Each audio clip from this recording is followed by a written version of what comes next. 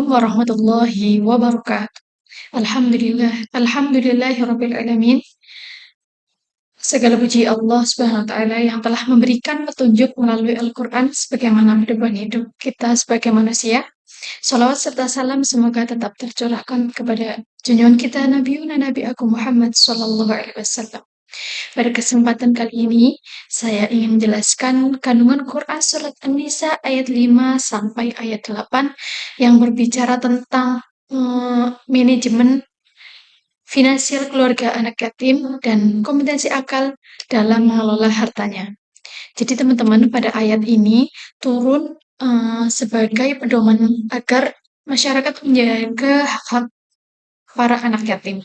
Nah, teman-teman, pada masa jahiliyah dulu, harta anak yatim sering diambil dan disalahgunakan oleh walinya, sehingga Allah menurunkan Quran surat An-Nisa ini ayat 5 sampai ayat 10 untuk menurunkan aturan yang sangat rinci tentang bagaimana pengelolaan harta mereka dengan penuh amanah.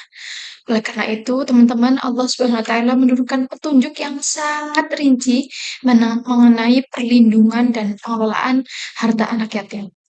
Nah, untuk memahami prinsip-prinsip tersebut, mari kita telah kandungan Quran surat An-Nisa ayat 5 sampai ayat 10. Untuk memahami prinsip-prinsip tersebut, mari kita telah bersama-sama kandungan Quran surat An-Nisa ayat 5 sampai ayat 10. Teman-teman, Allah Subhanahu wa taala berfirman di mana dalam Quran surat An-Nisa ayat 5 dan ayat 10 ini Allah menjelaskan bahwa banyak pesan-pesan yang disampaikan secara bertahap dimulai dari ayat 5. Nah, pada ayat 5 Allah SWT menjelaskan bahwa harta merupakan penopang hidup sehingga tidak boleh diserahkan kepada orang yang belum memiliki kecakapan dalam pengelolaannya. Nah, di ayat An-Nisa ayat 5 ini yang memiliki arti dan janganlah kamu serahkan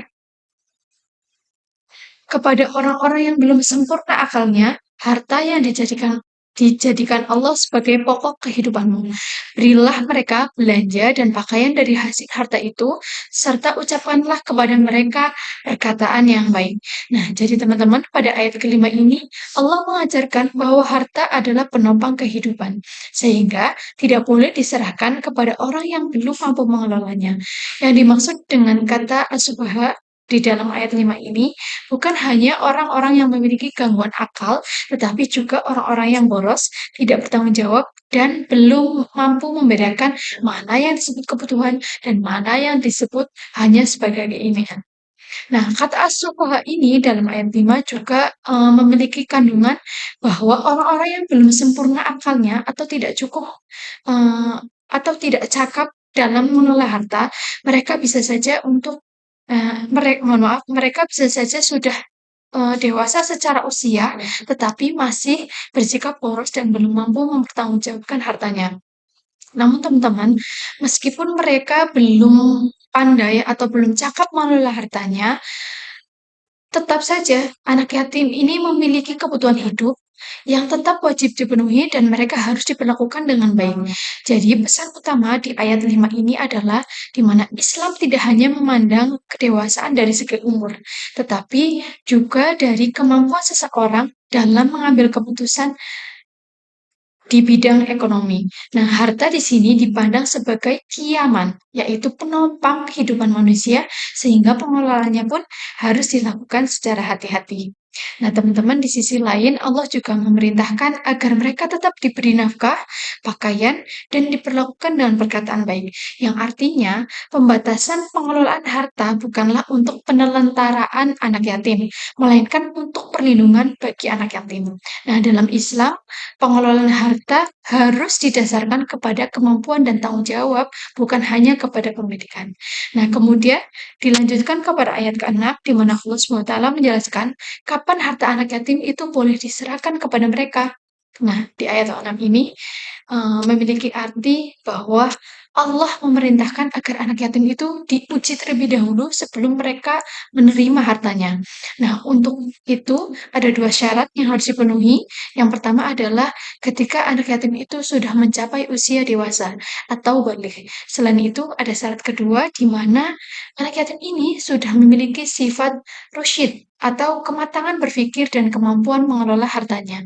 Nah, artinya menurut Al-Quran, seseorang tidak cukup hanya dianggap dewasa secara umur, tapi juga harus dewasa secara mental dan dewasa secara finansial. Ya, teman-teman, disinilah muncul konsep kompetensi akal, yaitu kemampuan mengambil keputusan yang bijak, bertanggung jawab, dan tidak menghambur-hamburkan harta. Nah, kata Rusyid dalam tafsir Jalalain berarti adalah kemampuan untuk mengelola harta dengan baik. Oleh sebab itu, wali diperintahkan untuk menguji anak yatim terlebih dahulu, misalnya dengan memberi tanggung jawab kecil dalam mengatur sebagian uang atau hartanya. Nah, dari sini dapat dipahami bahwa konsep kompetensi akal dalam Al-Quran sebenarnya sangat modern, teman-teman. Seseorang tidak hanya dituntut cerdas secara intelektual, tapi juga matang dalam mengambil keputusan dan bertanggung jawab terhadap amanah yang diberikan. Setelah menjelaskan syarat pengelolaan harta, Allah kemudian menegaskan bahwa setiap orang memiliki hak atas warisannya dalam Quran Surat An-Nisa ayat 7. Nah, jadi dalam Quran Surat An-Nisa ayat 7 ini menjelaskan bahwa laki-laki maupun perempuan sama-sama memiliki hak atas harta warisannya. Kenapa begitu? Karena pada masa sebelum Islam, perempuan dan anak-anak sering tidak mendapatkan harta warisan. Karena itu, turunlah ayat ini merupakan bentuk reformasi sosial yang menjamin keadilan dan perlindungan terhadap kelompok yang lemah, termasuk anak yatim. Nah, teman-teman, pada hal ini juga menunjukkan bahwa Islam memberikan perlindungan hukum terhadap hak ekonomi setiap anggota keluarga, termasuk juga kepada anak yatim. Tidak boleh ada pihak yang mengambil hak mereka hanya karena mereka masih kecil atau dibilang sebagai orang yang lemah. Nah, setelah itu, Quran ayat 8 melengkapi lagi dengan Allah mengajarkan bahwa pengelolaan harta juga harus memiliki nilai kepedulian sosial.